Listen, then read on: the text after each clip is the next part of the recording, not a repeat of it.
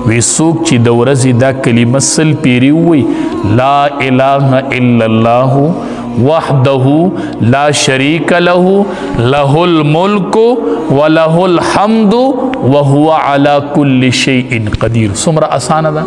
لا اله الا الله وحده لا شریک له له الملک وله الحمد وهو على كل شيء قدیر. دا چې څوک د ورځې سل پیری ووایي الله ول دومره اجر ورکي لکه د چې لس غلامان د الله په لار کې آزاد کړل او سلی په عمل نامه کې لیکي ولیکل شي او سلی ګناهونه معاف شي مران شي او ټول ورځ به د شیطان نه محفوظي په دغه ورځ په دغه ورځ به ته شیطان نشي نږدې کېدی.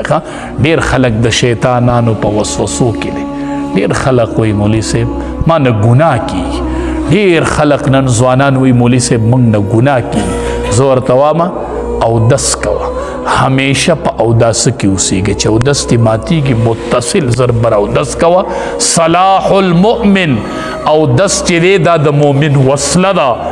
که ته د شیطان نه مقابله کوي نو په اودس پی کوي هر ټیم په اوداسه کې چې اودس دې ماتېږي په اوداسه کې اوس او چې د شپې اوده کېږي نو په اوداسه کې اوده کېږي.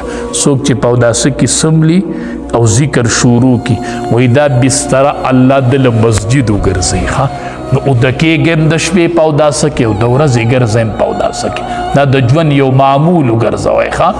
څوک چې په اوداسه کې ګرځي دی به د شیطان نه محفوظ وي او دویم به دی چې دی ټول ژوند په اوداسه کې تیری نو دله به مرګ هم په څه کې راځي په اوداسه کې راځي. دا قاعده ده چې سړی په څه کې ژوند تیری په هغې کې ول څه راځي مرګ.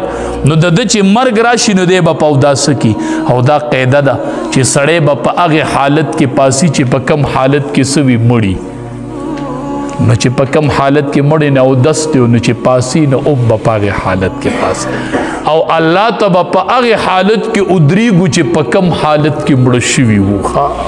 په هغې حالت کې به الله ته ودرېږو نو اودس دا د ژوند یوه وظیفه وګرځوئ.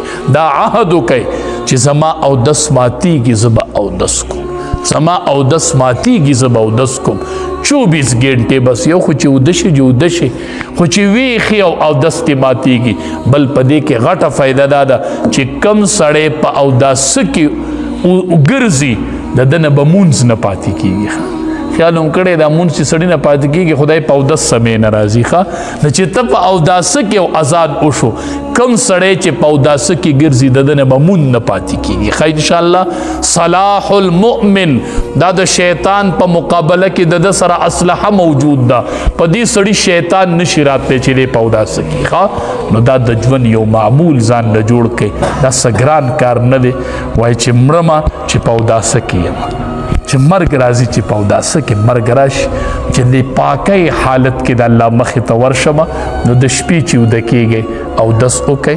امام الانبیا به سترګې تورې کړلې سر به یې منګس کو او اودس به یې وکړو او داسې به یې دا لاس داسې د مخ ته لاندې کېښودو او داسې به په ښي طرف د دواړو جهانو سردار اوده شو. داسې پاکۍ حالت کې اوده کېږئ. بچو ته هم دا ښوونه کوئ. رب العالمین دې زمونږ د ټولو آخرت آباد کړي. کریم الله مونږ له د عمل کوو.